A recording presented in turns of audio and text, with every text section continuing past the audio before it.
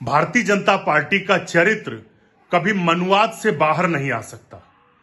श्रीमती प्रियंका गांधी जी के ऊपर भाजपा के पूर्व सांसद और वर्तमान में दिल्ली विधानसभा से बीजेपी के प्रत्याशी रमेश बिधूड़ी की घटिया टिप्पणी शर्मनाक है और ये दिखाती है कि भारतीय जनता पार्टी और आरएसएस आज भी उसी मनुवाद और मनुस्मृति के पोषक हैं जिसमें महिलाओं, दलितों, अछूतों को कोई सम्मान का दर्जा नहीं दिया गया। ये वही मनुस्मृति के समर्थक हैं जिसमें एक महिला को उसके पुरुष पति की चिता के साथ जिंदा जलाने की प्रथा थी।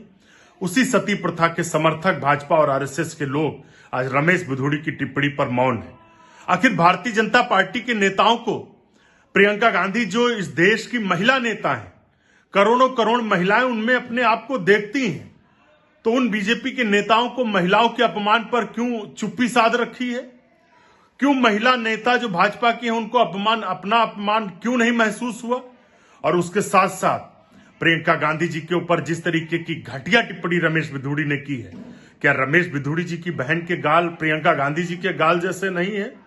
क्या हमारी देश की करोड़ करोड़ महिलाओं को इससे अपमान नहीं महसूस हुआ?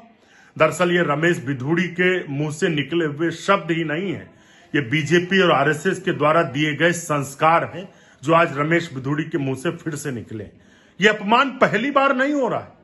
कभी आरएसएस प्रमुख मोहन भागवत महिलाओं से पैर धुलवाते दिखाई पड़ते हैं, कभी इस देश के प्रधानमंत्री मुजरा और मंगलसूत्र के नाम पर देश की करोड़ों करोड़ महिलाओं को अपमानित करते हैं। श्रीमती प्रियंका गांधी जी के ऊपर जिस तरीके की घटिया टिप्पणी रमेश बिधूड़ी ने की है, और भारतीय जनता पार्टी में थोड़ी भी सोच बची है, शर्म बची है, तो माफी मांगे, रमेश बिधूड़ी पर कार्रवाई करे। वो रमेश बिधूड़ी जो कभी अपने साथ के सांसद को गाली देते हैं देश के सबसे बड़े लोकतंत्र के मंदिर संसद में, कभी वो श्रीमती प्रियंका गांधी जी पर टिप्पणी करते हैं, लेकिन भारतीय जनता पार्टी का ये मौन दिखाता है कि उनको समाज में वो उसी मनुस्मृति को थोपना चाहते हैं जिससे हमारे सामाजिक नायकों ने लड़ाई लड़ी।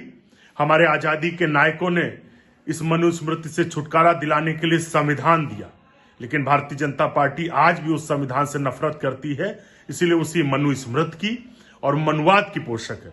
वो ये सोचते हैं कि हम ये कहकर निकल जाएंगे, बिल्कुल नहीं। देश की आधी आबादी काफी आक्रोशित है और करोड़ों करोड़ देश की महिलाओं का अपमान रमेश बिधूड़ी और भाजपा और आरएसएस ने किया है। इस घटिया टिप्पणी के लिए माफी मांगे रमेश बिधूड़ी, भारतीय जनता पार्टी कार्रवाई करे।